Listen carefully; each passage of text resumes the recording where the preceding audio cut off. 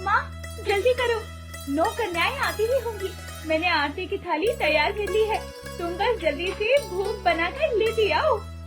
अरे आई बाबा आई, ये लो माता रानी का भोग तैयार है।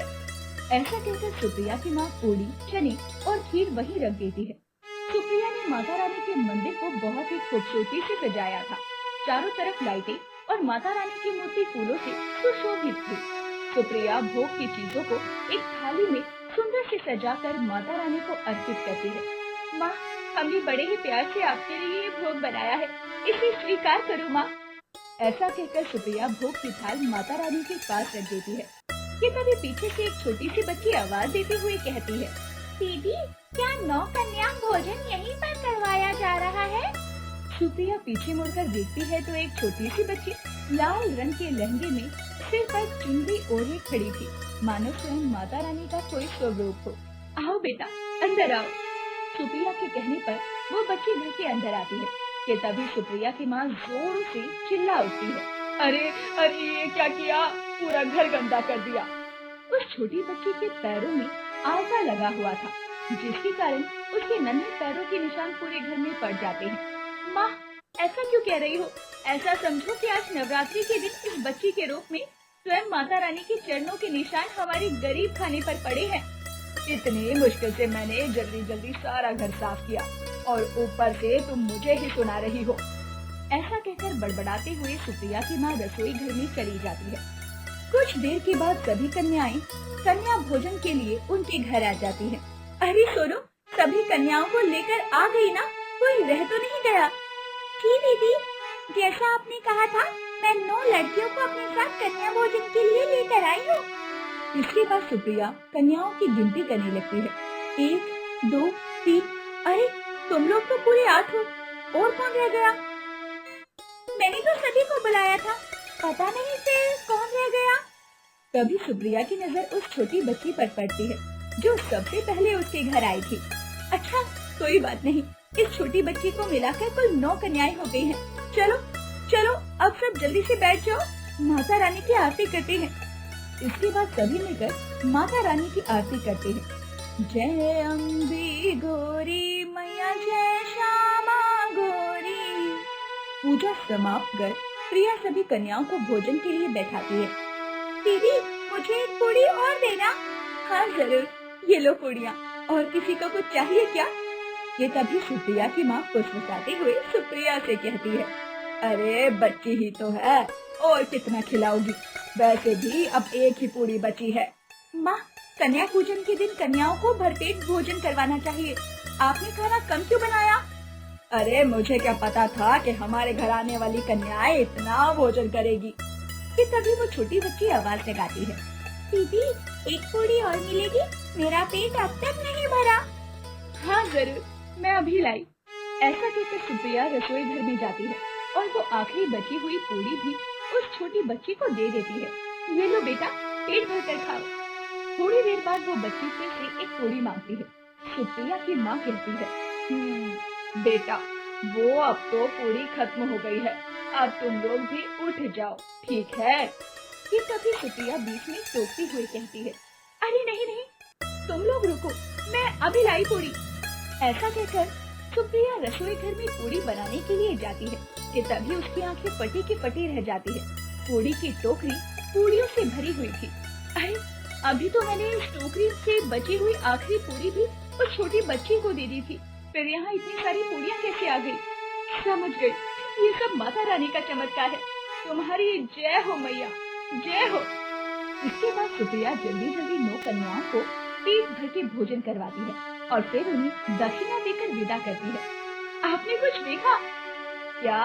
तुम किस बारे में बातें कर रही हो? माँ वो छोटी बच्ची, उसे हमने तो नहीं बुलाया, फिर वो कैसे आई? अरे आज के दिन लड़कियाँ खुद ही ढूंढते ढूंढते कन्या भोजन के लिए आ जाती है, इसमें इतनी हैरान होने की कौन सी बात आ गई? नहीं माँ, मुझे तो लगता है कि वो स्वयं माता रानी थी।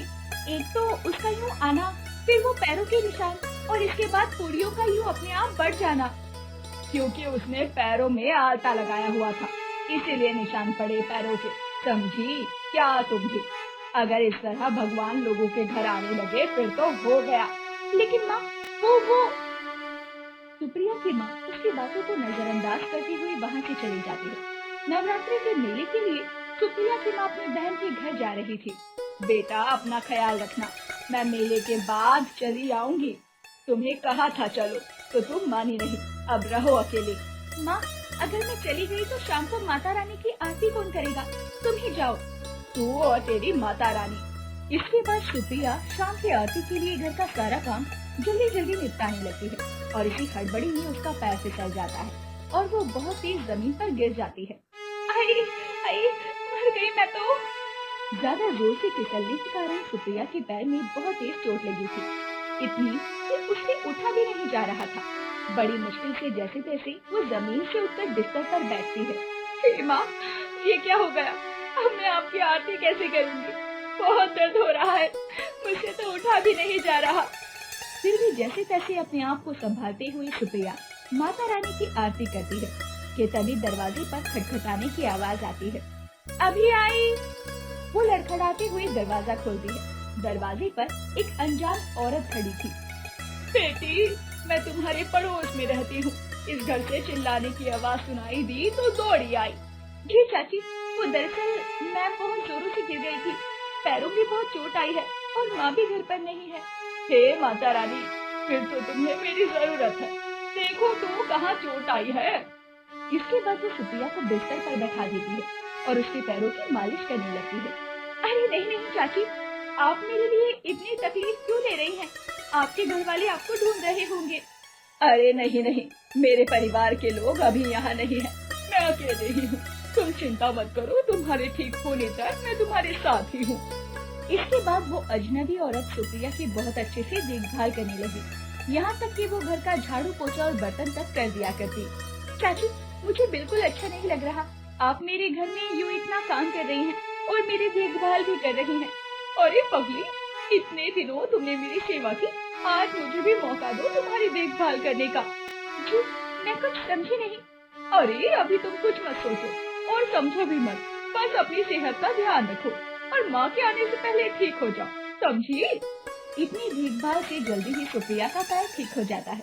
एक रोज सुबह जब वो उठती है तो बोलती है, चाची चाची, आप कहाँ हैं? इतनी आवाज लगाने के बाद भी जब वो नहीं आती तो सुप्रिया उन्हें पूरे घर में ढूंढती है, लेकिन सुप्रिया को वो औरत कहीं नहीं मिलती। उस दिन सुप्रिया की माँ भी अपनी बहन के घर से वापस आ जाती है। कहाँ है बेटी? इतनी बेचैन क्यों हो रही है और क्या ढूंढ रही है? माँ वो दरअसल। इसके बाद सुप्रिया अपनी माँ को सारी बात बताती है। माँ, उन्होंने कहा था कि वो यहीं पड़ोस में रहने आई हैं।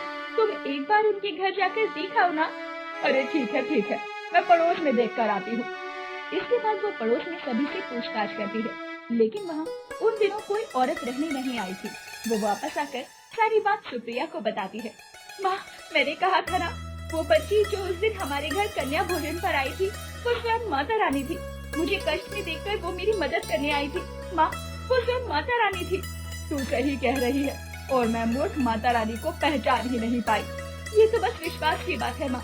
हम बहुत भाग्यशाली हैं कि नवरात्रि के इस पावन अवसर पर स्वयं माता रानी हमारे घर आई थी।